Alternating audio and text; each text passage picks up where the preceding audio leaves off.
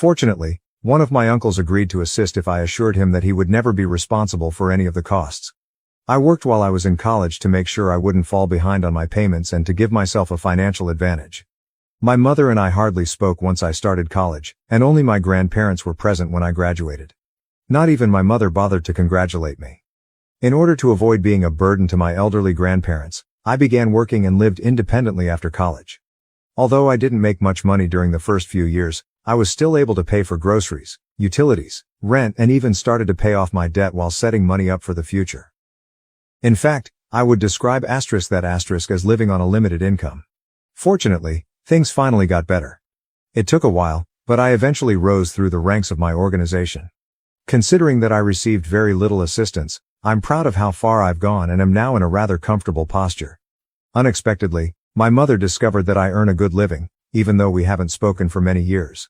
At nearly 33, I currently hold a senior management role at the same organization where I began my career. About 4 months ago, I got a big promotion, but I wanted to keep it a secret, so only a select few individuals knew about it. To thank my uncle for co-signing my loan back when I was having trouble paying for college, I did inform him.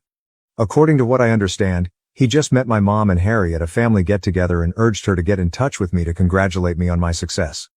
Even though I'm sure he meant well, it didn't work out because she didn't even get in touch with me to offer me congratulations. In the end, my mother learned about it and recently visited my home with Harry, insisting on talking to me. I should note that I haven't spoken to her since I started college.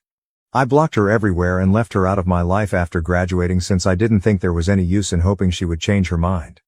She didn't appear to be negatively impacted, and to be honest, I doubt she even noticed. Only my grandparents, who were aware that I disliked discussing my mother, were in contact with me and they steered clear of the subject. I didn't really stay in touch with my uncle either, so I was unaware that my mom and Harry had been having financial difficulties for a few years. Only when they arrived at my door and told me how bad things had gotten did I find out. It was wishful thinking, but the only reason I even allowed them inside was because I hoped they would be coming to make amends. They began by stating that they had heard from my uncle about my promotion and how I was one of the youngest individuals in such a prominent position in my firm, rather than congratulating me on my accomplishment. It seems that they were surprised that I had kept it from them. Ironically, I was taken aback that they expected me to communicate with them at all, much less deliver any positive news.